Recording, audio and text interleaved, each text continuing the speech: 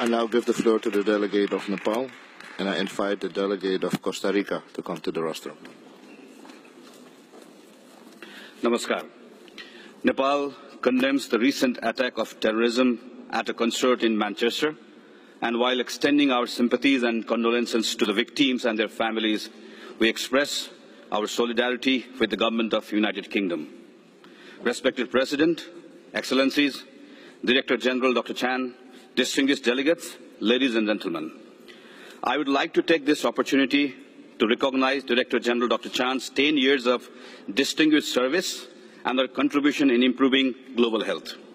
We are especially grateful to Dr. Chan and WHO Regional Office, Head Office, for the support Nepal received in the aftermath of the devastating earthquake of 2015.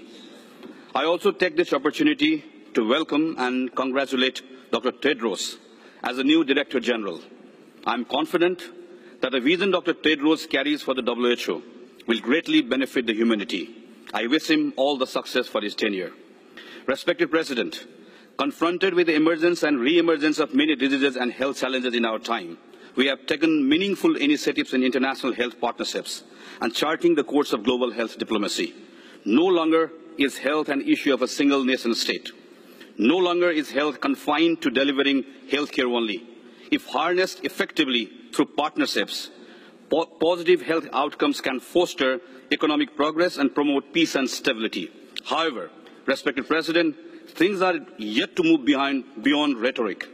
The international cooperation, must be dominated by donor-recipient relations, has not been a true partnership of member states to face common challenges.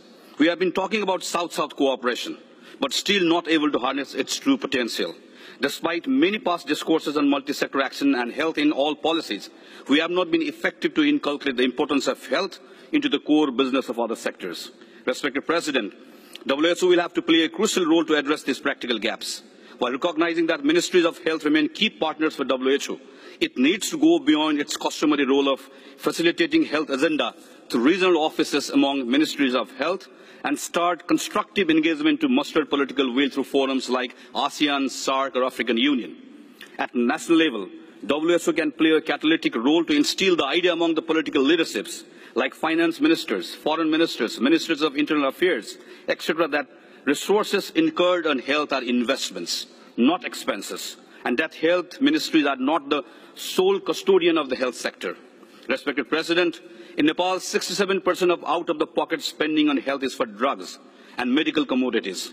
I believe many other countries also confront similar high costs on drugs and medical commodities. This problem keeps straining our health systems and remains a major hindrance in our path towards universal health coverage. However, we have not done much to alleviate the cost of drugs. For developing countries, the disparity between the rich and the poor to cope with the burden of non-communicable diseases is now breeding new forms of health inequities.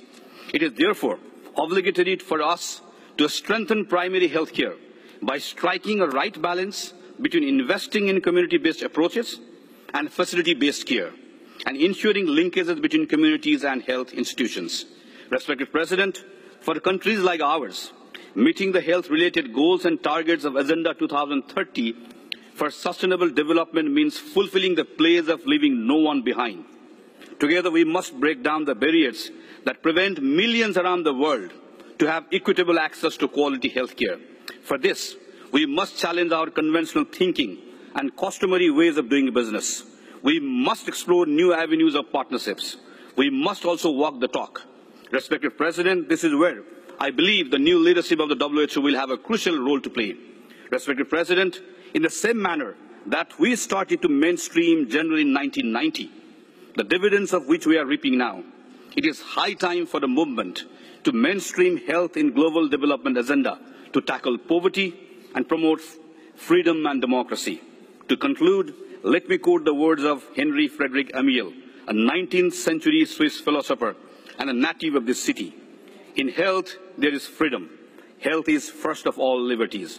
Thank you very much. Namaste. Thank you very much.